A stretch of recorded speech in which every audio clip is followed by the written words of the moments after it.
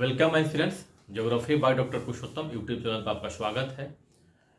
इसका नाम geography by doctor पुरुषोत्तम जरूर है, लेकिन हम लोग इस पे जीके और जीएस के ज्योग्राफी के अलावा अन्य यूनिट्स का भी अध्ययन करते हैं। जैसा कि बिहार स्पेशल ज्योग्राफी हम लोग कर लिया है, अभी हम लोग कर रहे हैं बेसिक कॉन्सेप्ट ऑफ इकोनॉमी। और बेसिक कॉन्सेप्ट ऑफ इकोनॉमी में हम लोगों ने balance of trade, balance of payment, foreign trade और आईएमएफ वर्ल्ड बैंक का पार्ट 1 कर चुके हैं। और आईएमएफ वर्ल्ड बैंक के पार्ट 2 की बात हम लोग क्या यहाँ करेंगे। और कुछ बेसिक बातों को आईएमएफ वर्ल्ड बैंक के बारे में कुछ बेसिक बातों को हमने चर्चा वहाँ पर की है। अगर आपने नहीं देखा है तो पार्ट 1 को जरूर देख लीजिएगा। इस सेशन में हम लोग बात करेंगे आईएमएफ की जो बात हो चुकी है, इसमें हम लोग बात करेंगे वर्ल्ड बैंक के बारे में। और वर्ल्ड बैंक के बारे में बात करेंगे तो इसमें वर्ल्ड बैंक के बारे में क्या क्या देखेंगे कि वर्ल्ड बैंक की उत्पत्ति का क्या पृष्ठभूमि था। तो इसकी उत्पत्ति की वही पृष्ठभूमि थी जो कि आईएमएफ की थी। इसके बाद हम देखेंगे कि वर्ल्ड बैंक क्या है, वर्ल्ड बैंक समूह क्या है, वर्ल्ड बैंक में कौन कौन आते हैं, वर्ल्ड बैंक समूह में कौन कौन से आते हैं, इनके कार्य क्या है और ये किस प्रकार से आईएमएफ से अलग है। और वर्ल्ड बैंक का हम लोग मुख्य उद्देश्य भी देखेंगे। अगर उद्देश्य को हम लोगों ने देख लिया तो हम आईएमएफ से अंतर भी आसानी से कर लेंगे। तो यहाँ पे हमें दोनों का अंतर करने का मतलब है आईएमएफ और वर्ल्ड बैंक दोनों के एम को लेकर के ही, बाकी बातों पर बात नहीं करेंगे क्योंकि ये प्रारंभिक परीक्षा के लिए है। तो हम लोग आइए इसकी शुरुआत करते हैं। तो जैसा कि मैंने बताया कि वर्ल्ड बैंक की भी शुरुआत की वही स्थिति थी जो कि आईएमएफ की थी। आप पार्ट 1 को भी अगर समय है तो देख लीजिएगा जरूर, वर्ल्ड बैंक आईएमएफ पार्ट 1। तो मैंने बताया था कि किस परिस्थिति में व्हाइट प्लान आया था और किस परिस्थिति में केनियन प्लान आया था। दोनों प्लान की समीक्षा के लिए इन्हीं प्लानों के संदर्भ में हैरी डी व्हाइट की अध्यक्षता में एक कमेटी बनी थी। और ये हैरी डी व्हाइट वही थे जो कि व्हाइट प्लान दिए थे यूएसए में। और इस कमेटी ने जो रिपोर्ट दी थी, जिसके चेयरमैन हैरी डी व्हाइट थे, जो रिपोर्ट दी थी उस रिपोर्ट के मूल्यांकन के लिए, समीक्षा के लिए ब्रेटन वुड्स में कॉन्फ्रेंस हुआ था। Bretton Woods New Hampshire USA में है। और यहाँ पर जुलाई 1944 ईस्वी में कॉन्फ्रेंस हुआ। और इस कॉन्फ्रेंस में जो भी शामिल थे लगभग सभी दोस्तों ने इस बात पर सहमति जताई कि अंतर्राष्ट्रीय संस्था के आवश्यकता है। इसी संदर्भ में आईएमएफ, इंटरनेशनल मॉनेटरी फंड और वर्ल्ड बैंक की बात हुई थी। तो ये दो गठन किया गया था, दो अंतर्राष्ट्रीय संस्थाओं के गठन का जो प्रयास हुआ था, इसको हम लोग ब्रेटन वुड्स ट्विंस भी कहते हैं। ब्रेटन वुड्स ट्विंस, क्योंकि दो संस्थाओं का गठन किया गया था, आईएमएफ और वर्ल्ड बैंक। तो आईएमएफ की चर्चा हम लोग कर चुके हैं। अब बात करते हैं वर्ल्ड बैंक के बारे में। तो वर्ल्ड बैंक जो है, वर्ल्ड बैंक की स्थापना जो होती है 27 दिसंबर 1945 को, उसी दिन जिस दिन आईएमएफ का गठन होता है। इसके फाउंडिंग मेंबर जो होते हैं, फाउंडिंग कंट्री जो होते हैं वो 30 है, जबकि आईएमएफ हमने 44 देखा था। और जिस प्रकार के आईएमएफ का फाउंडिंग मेंबर इंडिया था, उसी प्रकार से वर्ल्ड बैंक का भी फाउंडिंग मेंबर इंडिया है। ठीक है। इसी प्रकार से वर्तमान समय में अगर हम बात करें तो वर्तमान समय में वर्ल्ड बैंक में कुल 189 कंट्रीज है।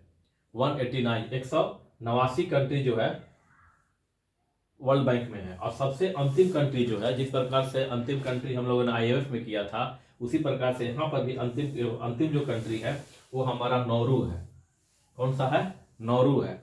और इसका हेडक्वार्टर जो है वाशिंगटन डीसी है, जिस प्रकार से आईएमएफ का हेडक्वार्टर वाशिंगटन डीसी है। ठीक है।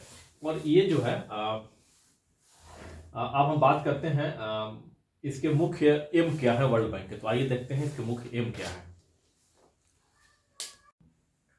तो वर्ल्ड बैंक के जो मुख्य एम है यहाँ पर है, पहला है मुख्य एम में युद्ध जर्जित अर्थव्यवस्थाओं के पुनर्निर्माण हेतु सहायता, to rehabilitate war ruined economies. पहली बात को इसके एम को समझने से पहले हमने कहा था कि पृष्ठभूमि को वही है जो कि आईएमएफ का है। लेकिन एक साथ बता दूं मैं फिर से एक बार, क्योंकि सेकेंड वर्ल्ड वार के समय जो है पूरा विश्व जो है, जो भी दोनों पक्ष के राष्ट्र पूरी तरह से बर्बाद हो चुके थे, तो उनको पुनः खड़ा करने के लिए, उनके पुनर्निर्माण के लिए जो आर्थिक सहायता हो सकती थी उसको प्रदान करने के लिए इस संस्था का गठन किया गया था, वर्ल्ड बैंक का। आप देखिएगा तो नाम में लिखा हुआ, इसका नाम क्या है? वर्ल्ड बैंक और आईबीआरडी। वर्ल्ड बैंक को आईबीआरडी भी कहा जाता है, international bank for reconstruction and development. Reconstruction, पुनर्निर्माण एवं विकास, ये तो पुनर्निर्माण एवं विकास बैंक है वर्ल्ड बैंक। तो जो सेकेंड वर्ल्ड वार में जो देश बर्बाद हो चुके थे, तहस नहस हो चुके थे, वैसे वो जो देश है उनके पुनर्निर्माण के लिए पहला उद्देश्य था। दूसरा उद्देश्य था कि जब ये पुनर्निर्माण हो जाए और शांति स्थापित हो जाए तो शांतिकालीन आवश्यकताओं के अनुरूप, क्योंकि यह स्थापित किया 45 से हमारा वर्ल्ड वार भी समाप्त हो चुका था तब तक, तो शांतिकालीन आवश्यकताओं के अनुरूप उत्पादक शक्तियों को वित्त सुविधा उपलब्ध कराना।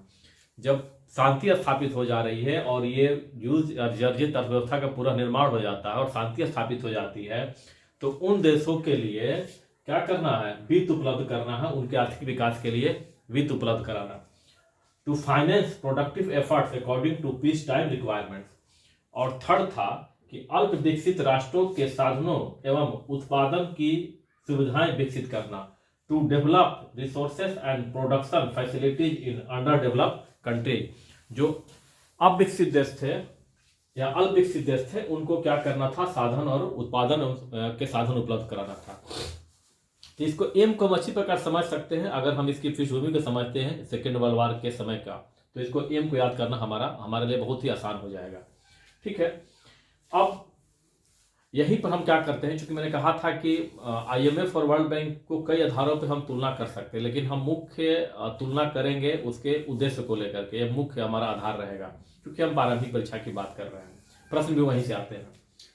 तो वर्ल्ड बैंक की जब हम बात करते हैं तो वर्ल्ड बैंक देखिए दीर्घकालीन ऋण उपलब्ध कराता है, जबकि IMF अल्पकालीन ऋण उपलब्ध कराता है।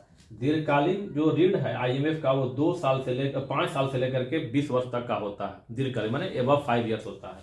जब वो अल्पकालीन ऋण होता है वो 2 साल से कम का होता है, मैक्सिमम 2 साल। हालांकि कुछ परिस्थितियों में 2 साल से अधिक भी जा सकता है, लेकिन मैक्सिमम परिस्थितियों में 2 साल से कम का ही ऋण उपलब्ध कराते हैं IMF। देखिए वर्ल्ड बैंक का मुख्य संतुलित विकास, विश्व का संतुलित विकास, बैलेंस डेवलपमेंट, इकोनॉमिक डेवलपमेंट की बात करता है, जबकि IMF जो है भुगतान और संतुलन को दूर करने के लिए, यानी भुगतान संतुलन स्थापित करने के लिए देता है, क्योंकि वो ट्रेड के कुछ ज़्यादा जो महत्व देने के उद्देश्य से वो भुगतान संतुलन को ज़्यादा महत्व देता है। ठीक है, और भुगतान संतुलन को दूर करना उसका मुख्य उद्देश्य होता है, यानी भुगतान संतुलन स्थापित करना। तीसरा जो अंतर है, यह मौद्रिक सहयोग देता है। क्या करता है, ये मौद्रिक सहयोग देता है, फाइनेंशियल असिस्टेंस देता है लॉन्ग टर्म के लिए, हम बता चुके लॉन्ग टर्म के लिए, अल्पकाल के देता है। लेकिन इसके साथ साथ जो है भुगतान संतुलन शब्द है, आप समझिएगा अगर इकोनॉमिक समझ है तो, भुगतान संतुलन के संबंध आयात और निर्यात से है, चाहे गुड्स हो या सर्विस हो, तो उनमें आयात निर्यात का संबंध जो है वो विनिमय दर से बहुत ज़्यादा है। विनिमय दर की अस्थायी फ्लक्चुएशन ज़्यादा न हो, स्थिरता रहे, तो इससे हमारा आयात निर्यात भी क्या रहता है, स्टेबल रहता है। जहाँ विनिमय दर परिवर्तन होता है आयात निर्यात पूरी तरह से प्रभावित हो जाता है, तो उसमें स्थिरता रहे, ये भी IMF का मुख्य उद्देश्य होता है।